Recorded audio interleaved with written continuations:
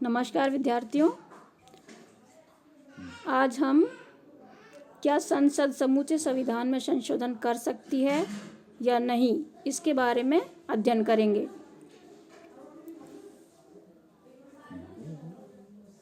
संविधान लागू किए जाने के बाद से यही समझा जाता था कि संसद मौलिक अधिकारों सहित संविधान की सभी व्यवस्थाओं में परिवर्तन कर सकती है, लेकिन 1967 में सर्वोच्च न्यायालय द्वारा गोलकनाथ विवाद में जो निर्णय दिया गया, उससे स्थिति परिवर्तित हो गई है।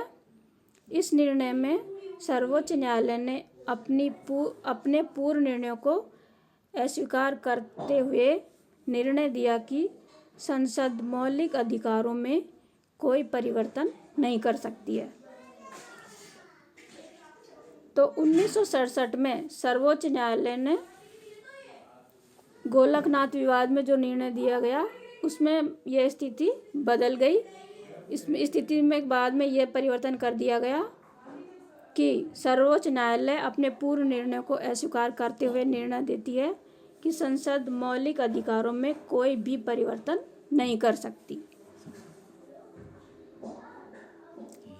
लेकिन 1971 में 24वें संविधान संशोधन द्वारा यह निश्चय कर दिया गया कि संसद को संविधान के किसी भी उपबंध को, जिसमें कि मौलिक अधिकार भी आते हैं, संशोधन करने का अधिकार होगा।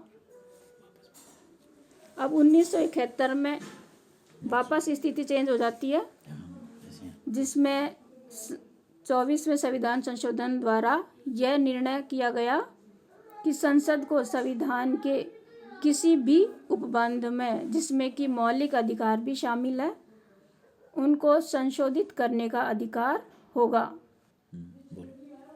फिर तीसरे नंबर पर पुनः स्थिति चेंज हो जाती है, जिसमें केशवानंद बनाम केरल राज्य विवाद 1973 द्वारा 24वें संविधान संशोधन को चुनौती दी गई।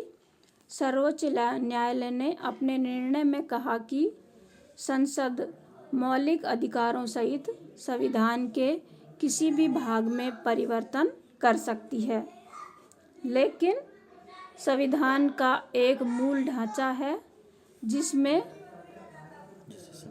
जिसे समाप्त नहीं किया जा सकता।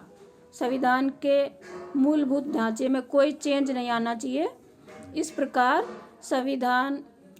सर्वोच्च न्यायालय ने संसद की संविधान में संशोधन करने की शक्ति की सीमा निर्धारित कर दी है, मतलब उसको सीमा में उसको बांध दिया गया है।